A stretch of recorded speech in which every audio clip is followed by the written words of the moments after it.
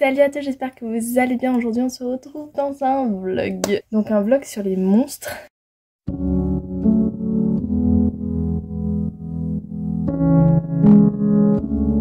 Pour commencer ce vlog, j'ai passé une journée pas top, je dois avouer. Et ça a un peu plombé mon moral. Mais ça va. Ça va, c'est juste que c'est le deuxième vlog que je commence avec une journée pourrie, donc j'espère que ça va pas devenir une habitude, que à chaque fois que je commence un vlog, il y a une journée pourrie qui arrive. Voilà, donc j'ai envie de faire un vlog et en même temps, parallèlement à ça, ça va être aussi un petit peu d'écriture, puisque le jour techniquement où ce vlog va sortir, si tout se passe bien, ce sera la fin de mon premier jet d'écriture et du coup, il me reste une semaine et demie pour finir. Je me munis de mon super carnet pour vous dire combien de chapitres il me reste à écrire, ce qui à mon avis est une montagne. C'est-à-dire rien que pour cette semaine, je pense que j'en ai 12 à écrire. Il me reste 19 chapitres à écrire et j'en ai 12 à faire cette semaine, ce qui représente à peu près, si j'ai compté il y a 7 jours, à peu près 2 chapitres par jour. Je vais, à partir de demain, chez mon copain, donc loin. Et du coup, tout ça fait que vous vous rendez bien compte que je ne sais pas qu'est-ce que je pourrais vraiment finaliser et qu'est-ce que je ne pourrais pas finaliser. Mais mes deux objectifs, c'est essayer de lire les 3 livres que j'ai envie de lire et essayer de finir mon premier jet. Au niveau des livres, j'ai prévu un livre que j'ai déjà commencé hier, donc lui c'est sûr il sera dans ce vlog puisque j'ai pas pu le lire l'année dernière, donc je suis en retard d'un an sur à peu près tout le monde, mais bon c'est pas très grave. J'ai commencé Seul un monstre de Vanessa Len, publié chez les éditions Lumen. Le tome 2 est sorti cette année si ça vous intéresse et que vous avez déjà lu le tome 1.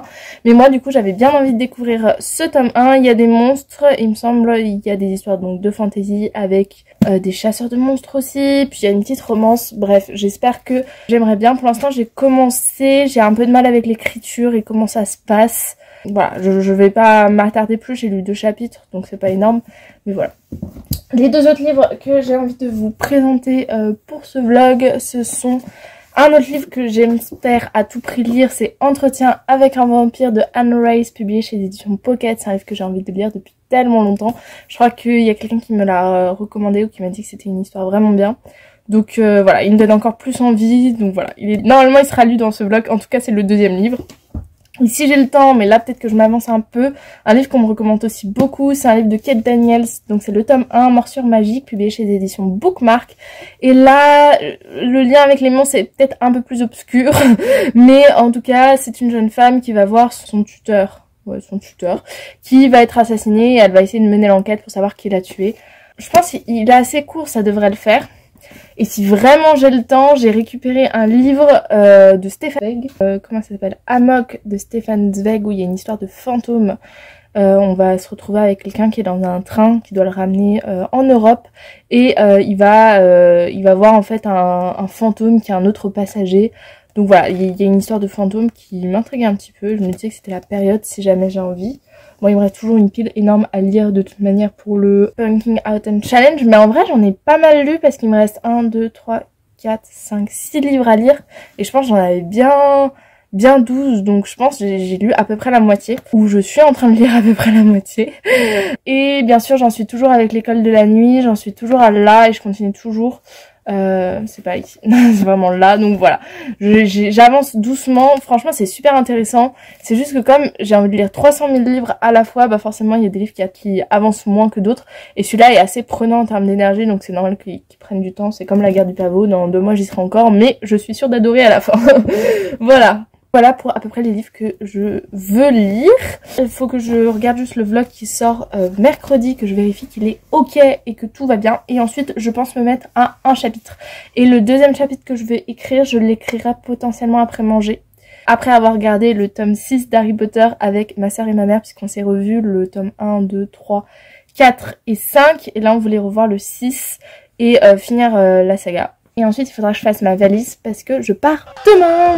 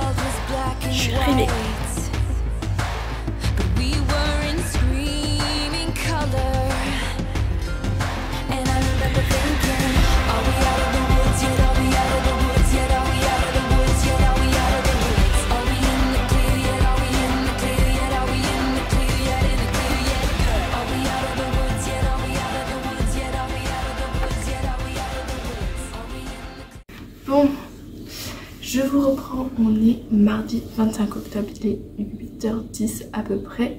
J'avais envie de vous parler avant de commencer ma journée de télétravail. J'ai avancé sur Seul un monstre, alors pas énormément non plus. J'ai pu lire un petit peu dans le train, mais j'ai aussi écrit et j'ai aussi monté ma vidéo, donc voilà, j'ai pas fait que lire. Mais j'ai avancé et j'ai pas mal de trucs à dire. Déjà, un truc que je pense gêne particulièrement, c'est l'écriture. C'est-à-dire que je sais pas ce qui se passe, mais en fait de temps en temps t'as l'impression d'être dans un point de vue de la jeune fille, même si c'est la troisième personne du singulier. Donc t'as l'impression que tu ressens les choses avec elle, que t'es avec elle. Et puis de temps en temps, elle est dénominée à travers les autres. Donc t'as l'impression d'être dans un point de vue omniscient.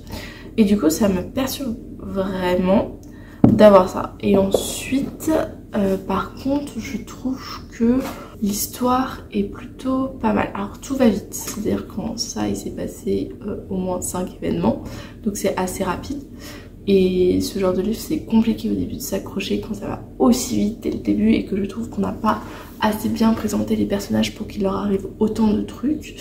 Maintenant, même si c'est passé peu de trucs, les scènes qu'on a eues et notamment les attachements entre plusieurs personnages étaient convaincants. Vraiment convaincants au point où je me suis dit, même au tout début, on sent que Joanne elle est attachée à un garçon qui s'appelle Nick. Et les scènes entre eux, même si on venait de les introduire, même si c'est des scènes mignonnes, bah, elles étaient convaincantes. Alors que des fois, bah, tu te dis, je connais rien d'eux, je vois pas pourquoi vous me les présentez en me disant, voilà, ils sont attachés l'un à l'autre alors que je le vois pas. Bah là on le voyait dès le début et c'était plutôt bien fait. Et j'ai vu ce matin qu'il y avait la suite d'études du campus qui allait sortir. Donc le tome 5 et le tome 6. Dans un vlog il y a... Ouf, ça date maintenant. Je crois que c'était le vlog où j'avais lu Nox, qui était donc le vlog du Cold Winter Challenge de l'année dernière. Je vous avais dit que je trouvais ça trop dommage que ça s'arrête là. Et qu'il y avait des personnages qu'on avait introduits, notamment une relation qui serait bien là-dessus. Et du coup c'était la relation Eva-Scott. Sauf qu'en fait Eva va être dans le tome 5 avec Silas visiblement et Scott a un tome pour lui. Or si dans le tome 4, non dans le tome 5 pardon, il y a Eva et Silas, donc c'est une romance MF, ça veut dire par déduction que la prochaine c'est sûrement une MM. Donc ça veut dire que Scott va avoir une relation avec un mec. Et ça, même si je suis trop déçue parce que je trouve que Eva et Scott ça le faisait bien. Enfin c'était un peu toxique dans la manière dont il le présentait, mais moi je pensais que ça allait s'améliorer, vous voyez. Mais en réalité si Scott est avec quelqu'un d'autre, ça peut le faire aussi. Voilà. Ma petite déduction du mardi matin. Donc maintenant je vais me faire un petit déjeuner, je vais peut-être lire un petit peu, ça va me faire du bien. Et ensuite je vais commencer ma journée de travail. A plus!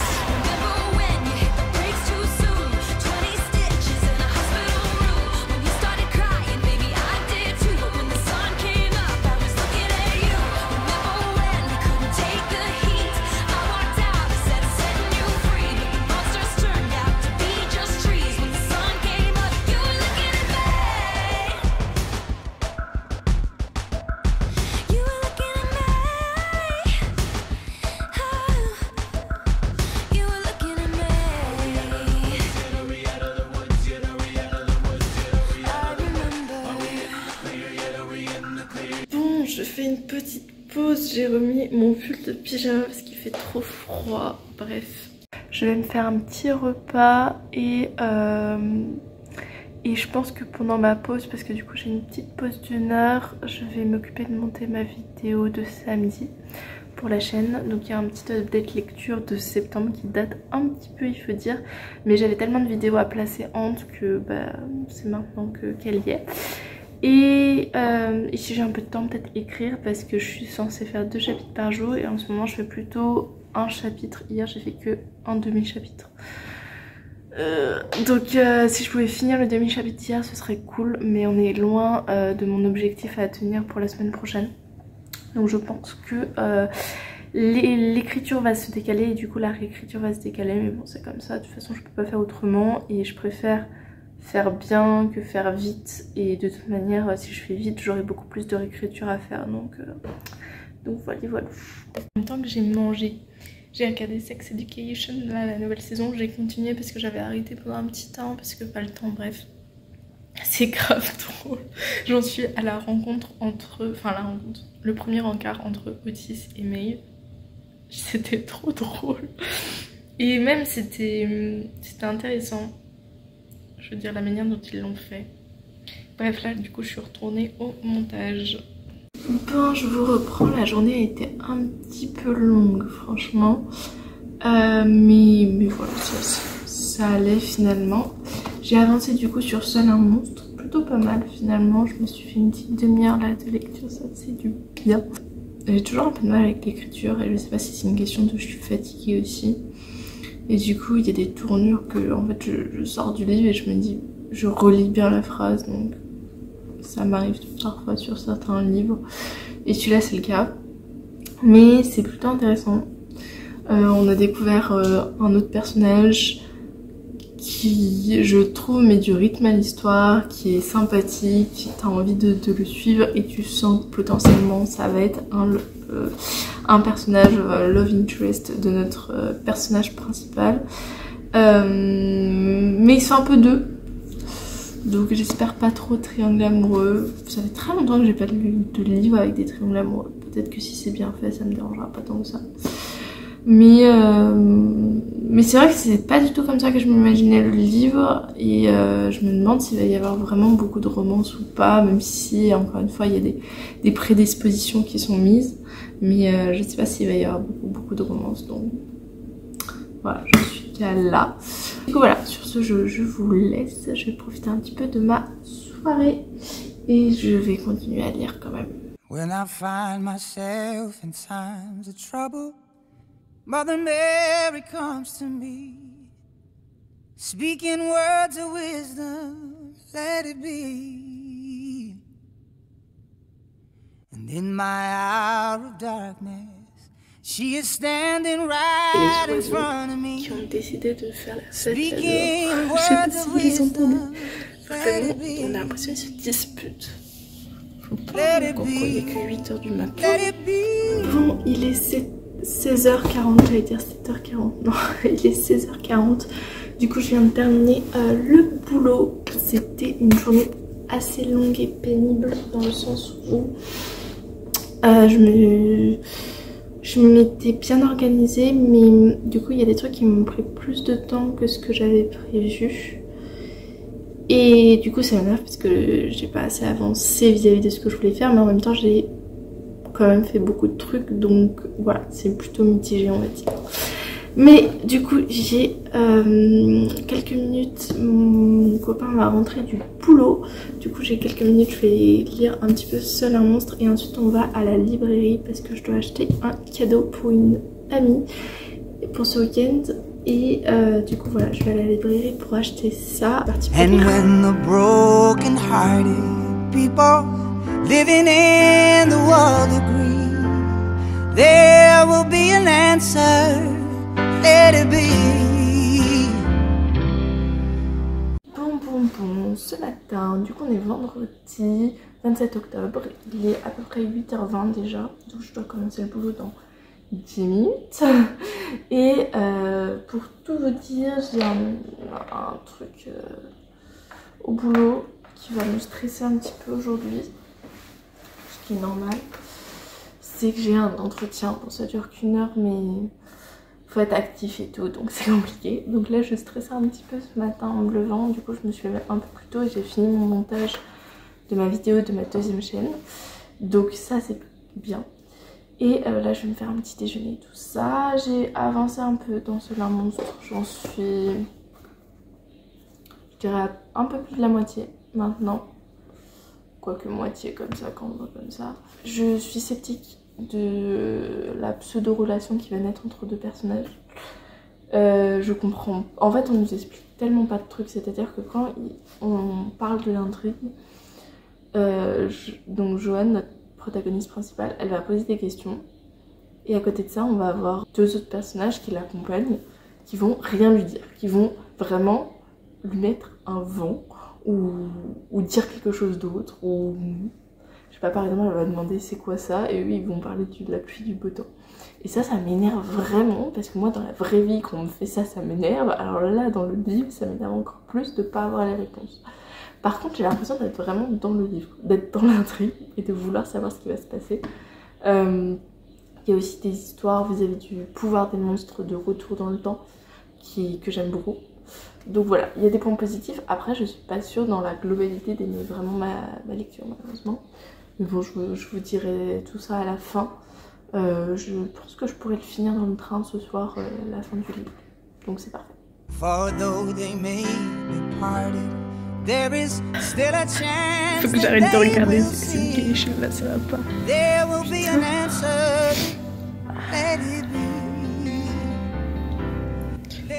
Faut que j'arrête de pleurer là.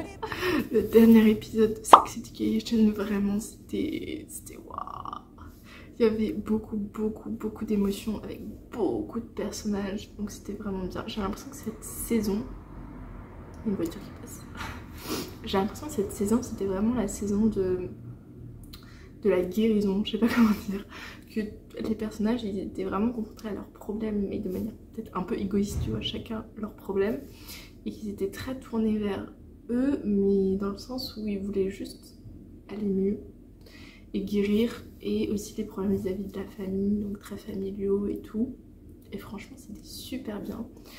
Il y avait plein de thématiques hyper intéressantes, peut-être un peu trop, du coup ça faisait qu'on s'éparpillait un peu partout, mais vraiment je trouve qu'ils ont réussi à encore mettre de l'émotion encore plus fort, et franchement ils sont doués pour ça, donc c'est un sans faute. Et maintenant je vais retourner bosser, enfin vaisselle, retourner bosser. Allez c'est parti. There will be an answer, let it be. Oh, let it be, let it be, let it be, oh, let it be.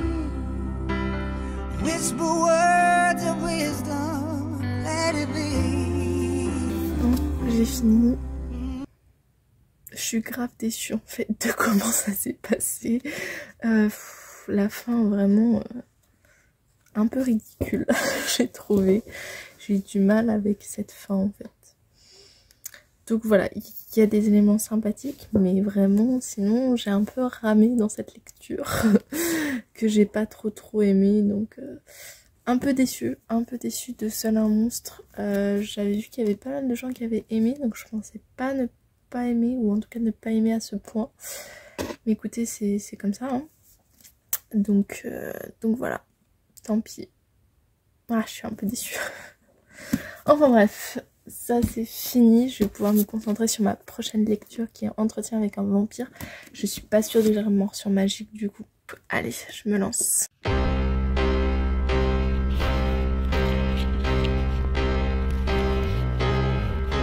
On est du coup dimanche 29 octobre et aujourd'hui j'ai un peu de temps pour faire pas mal de trucs. Je me suis levée tard, certes, puisqu'il est midi, mais j'ai pris ma douche et j'ai à peu près toute l'après-midi pour faire mes petits trucs pour ma chaîne et tout, donc c'est trop bien. Et hier j'ai lu pas mal de Entretien avec un vampire. J'ai lu tout ça. Et après c'est une grosse bricasse parce que 600 pages il me semble. Et j'en ai lu 130 en une soirée, donc ça va. J'avais un petit temps entre 23h et 1h du matin pour me lire Entretien avec un vampire. Ça m'a fait du bien, ça faisait longtemps que je n'étais pas pris autant de temps pour lire tranquille, sans pression, sans rien, un petit samedi soir. Ça faisait du bien, même si cette lecture je la conseille pas forcément le soir avant de se coucher. Parce qu'on parle de vampires, parce qu'on parle de trucs un peu gore, bref, je vais vous en parler. Du coup, dans Entretien avec un vampire, on va suivre deux vampires. On va suivre plus particulièrement un vampire en fait qui va raconter sa vie et qu'est-ce qui lui est arrivé depuis qu'il s'est fait transformer jusqu'à aujourd'hui, le moment où il raconte sa vie. Et ce vampire en question, c'est Louis. À la base, c'est un propriétaire richissime à la Nouvelle-Orléans qui a des plantations et qui va se faire transformer une nuit par un vampire. En fait, il y a un vampire qui veut sa propriété, le fait d'être riche, etc. Ce vampire en question, c'est Lestat, et Lestat va venir et va le transformer en vampire en le convainquant qu'il va devenir un être supérieur, que c'est globalement génial. Et Louis va se laisser convaincre, notamment il va expliquer pourquoi il se laisse convaincre sur le moment alors qu'il est dépressif et que bah il attend la mort en fait. Et il va se transformer en vampire et là on va avoir toute son histoire et plus particulièrement des réflexions très intéressantes sur la vie de vampire, ce que ça signifie, le fait que lui il est un vampire qui est pas du tout comme Lestat. Il y a aussi toute la partie, enfin plein de réflexions sur la mort, plein de réflexions sur la vie en général, le fait que comme c'est des vampires ils vivent que la nuit et que le jour ils sont assez vulnérables puisqu'ils sont obligés de dormir dans un cercueil, enfermés de nuit noire, etc. Et ouais, il y a toute cette réflexion sur qu'est-ce que ça signifie réellement être un vampire. Et ce qui est super intéressant, c'est la relation entre Lestat et Louis, puisque en fait c'est une cohabitation nouée de beaucoup de haine et de beaucoup de... En fait c'est les deux seuls vampires au kilomètre à la ronde, donc Louis il reste un petit peu avec Lestat pour cette raison, et puis il reste aussi parce qu'il connaît rien à la vie de vampire, et du coup Lestat peut lui apporter des choses. Et Lestat il est vraiment là pour profiter en fait des biens de Louis, du coup il y a une relation qui est pas tout à fait saine, et c'est assez compliqué parce que Lestat c'est un vampire qui est très sanguinaire, qui aime tuer des gens, qui tue plusieurs personnes par nuit, alors que Louis il a pas du tout cette vision là du vampire, et que lui il s'attaque plus aux animaux, qu'il voit l'acte de tuer par exemple les animaux d'une manière très différente de Lestat, et du coup il y a vraiment cette vision là qui est différente, et donc leur relation à tous les deux dans cette histoire qui est intéressante. Et en fait on a vraiment Louis tout le long qui raconte son histoire, donc c'est vraiment comme un dialogue, et il le raconte à quelqu'un qui enregistre, un jeune homme, un humain. On sait pas trop pourquoi ils se sont retrouvés tous les deux là, pourquoi Louis raconte sa vie comme ça, mais je pense qu'on va le découvrir à la fin. C'est très intriguant, ça se lit assez rapidement, mais c'est assez gore. Enfin, il y a des... voilà, assez gore. Je pense que ça se voit à la couverture qui est toute noire et du rouge. Donc là écoutez, il est midi, donc je vais, je pense, ranger ma chambre, commencer peut-être si j'ai le temps à monter mon vlog, et ensuite je vais faire à manger pour manger un petit peu, ce serait cool. Et cet après-midi j'ai plein de trucs à faire, mais si j'ai des trucs à vous dire par rapport au livre, je vous reprends. Bon, j'étais en train de lire du coup Entretien avec un vampire, j'ai avancé de 60 pages à peu près, et je dois vous dire qu'il y a des trucs assez malaisants en fait, qui sont chelous. Déjà, le premier chose, c'est une scène avec Lestat et Louis, où Lestat montre globalement à Louis il aime tuer, etc. Donc voilà, c'est assez gore et c'était pas ouf ouf. Et ensuite, en gros, dans l'histoire, ils vont transformer une petite fille de 5 ans. Alors 5 ans, dans l'histoire elle a 5 ans, mais ça paraît pas très logique vis-à-vis de comment elle se comporte, de ce qu'elle dit, elle paraît un peu plus vieille quand même. Mais ils vont transformer une petite enfant. Et c'est trop bizarre, il y a plein de trucs bizarres à un moment. Et en fait ils la transforment pour que et Lestat et Louis deviennent ses pères, enfin ses parents. Et du coup Louis il dit ah c'était comme père, on était comme père et fille, et ensuite amant et amante. Ça me fait bizarre quand même, c'est chelou. D'une enfant de cet âge et de... voilà. Il y a plein de petits détails comme ça où après il dit qu'ils dorment dans le même cercueil du coup. À la rigueur, mais après cette phrase c'est un peu chelou quand même. Je sais pas ce que vous en pensez, mais c'est un peu malaisant. Donc je vais continuer à lire. Mais il y a des trucs comme ça qui sont un peu bizarres. Attendez, parce que là, je comprends plus rien. J'ai regardé sur internet pour voir des avis d'entretien avec un vampire, j'en ai pas trouvé beaucoup. Mais toutes celles que j'ai trouvées, j'ai pas trouvé le point qui moi me perturbe. Mais là, il vient de dire que le soir où il a vu Claudia, donc la fille, il est tombé amoureux d'elle. La gosse, elle avait 5 ans. Il y a que moi que ça perturbe ou...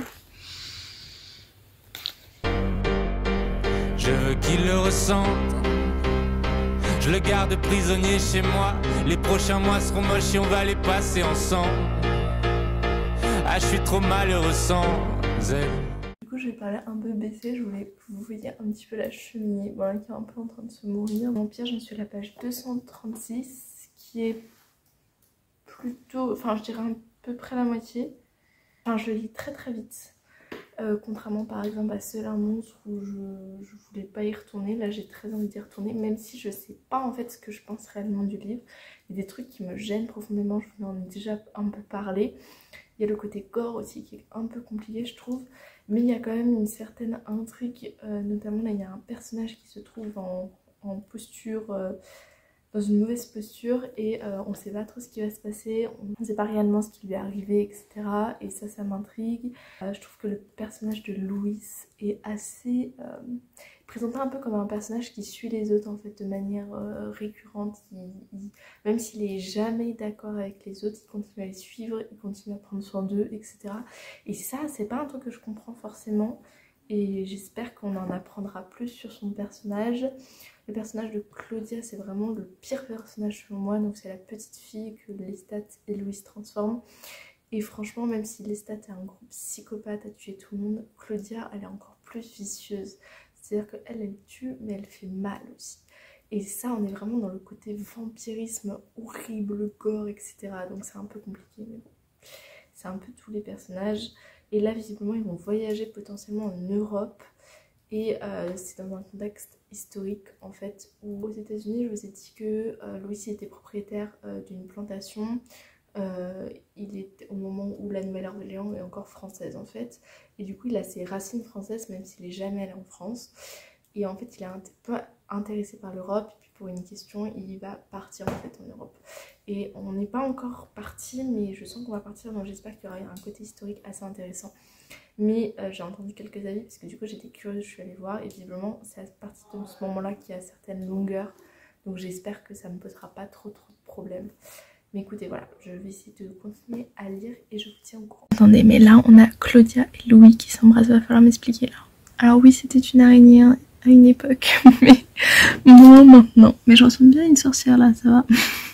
Mais du coup, ouais, Louis le vampire et du coup Claudia l'autre vampire, ils s'embrassent. Alors que c'est censé être son père, qu'elle a un... Bon, on passe le fait que c'est un vampire qui a un corps de 5 ans, mais il l'a éduquée, genre vraiment quand il l'a connue, elle avait 5 ans. Il n'y a que moi que ça choque. J'ai terminé Entretien avec un vampire et j'ai pas mal de trucs à vous dire.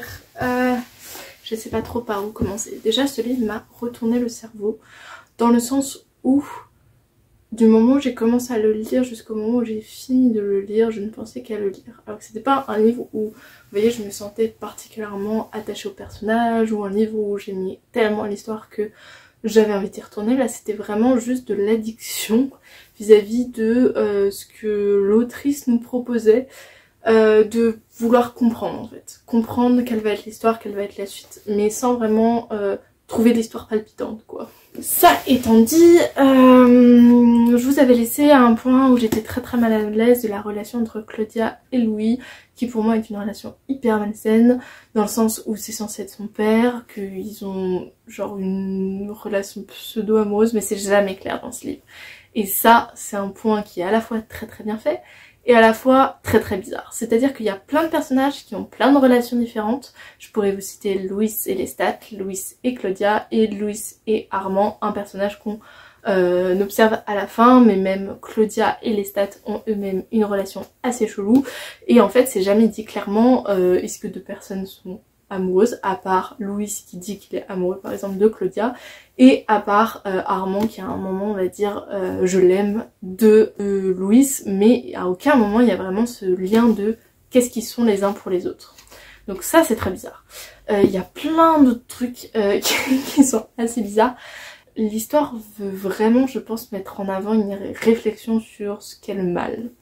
Et si les vampires existaient, qu'est-ce que ça représenterait et comment un vampire peut se sentir, qu'est-ce que c'est la vie de vampire, si on essaie de l'imaginer et si on essaie pas de enjoliver la chose et au contraire de la montrer telle qu'elle est réellement. Donc ça c'est intéressant. Maintenant il y a des moments, ça part vraiment en cacahuète, c'est-à-dire que moi j'étais là, je comprenais pas ce qui se passait, je comprenais pas les choix du personnage, je comprenais pas plein de choses. Il y a un passage qui est très gore au théâtre des vampires, je vous laisse voir, c'est la première fois qu'on voit le théâtre des vampires. Cette scène m'a horrifiée, mais en même temps elle rentrait bien dans le thème, c'était un livre parfait pour Halloween. Et il a bien l'allure des livres classiques, c'est-à-dire les livres qui sont très très sombres, qui n'ont pas vraiment de lumière, qui ont une réflexion, c'est-à-dire que l'auteur se pose beaucoup de questions, enfin le lecteur pardon, se pose beaucoup de questions. Mais en même temps l'écriture était très très très belle, donc comme un livre classique, mais en même temps pas trop compliqué et t'as envie d'y revenir et c'est pas non plus un obstacle infranchissable de lire ce petit pavé. Par contre il y avait des moments de longueur vraiment quand ils sont la première partie à Paris, quand ils sont en Europe un petit peu, c'est un peu long. Il y a plusieurs dialogues entre Louis et Claudia qu'on a eu plusieurs fois sur la même réflexion, je sais pas si c'était forcément utile de les mettre. Donc voilà, et la fin est une fin, mais j'ai jamais vu une fin comme ça, genre t'as vraiment l'impression que l'autrice s'est dit ok j'en ai marre, je pose le point final, c'est bon, c'est fini. À part le petit cliffhanger de la fin avec l'humain qui va faire un truc que je vous laisse découvrir, qui est plutôt stylé, le reste, je crois qu'il y a un 2 notamment, où c'est Lestat le vampire, un truc comme ça, où justement on apprend la vie de Lestat. Je ne sais pas si je le lirai, mais en tout cas pour Halloween c'est plutôt pas mal, mais accrochez-vous parce que c'est très très gore et je le conseille pas forcément à un tout public, hein. Et ce qui est très intéressant c'est qu'il n'y a aucun moment où il y a une relation homosexuelle qui est décrite, que ce soit Louis Lestat ou Louis Armand, alors qu'il me semble que dans la série ou le film on a plus l'impression que c'est vraiment une relation. Là vraiment tu ne sais pas si ce sont des relations, s'ils sont très très amicales, s'ils sont très très fraternels, je ne sais pas. T'as juste tous les codes en fait d'un couple qui sont décrits, mais t'as pas l'aspect où ils sont proches l'un de l'autre ou ce genre de choses. Donc tu sais pas. Tu sais pas. C'est le bilan de ce livre, c'est Entretien avec un vampire, tu ne sais pas ce que les personnages sont entre eux. Voilà. Donc petite lecture pour Halloween, je suis trop contente de l'avoir lu pour Halloween. Entre eux ça a été complètement un désastre, je suis passée à côté de ma lecture et franchement c'est vachement bien et c'est même une pépite. Donc voilà, lisez Entretien avec un vampire si vous voulez lire un livre assez bizarre, gore, mais dans le thème d'Halloween parfait. Vraiment je l'ai lu au moment où il fallait. Ouais, j'ai un peu réorganisé une bibliothèque, il y a une vidéo qui vient très bientôt sur la réorganisation des bibliothèques, c'est pour ça que peut-être que vous reconnaissez pas ce qu'il y a derrière.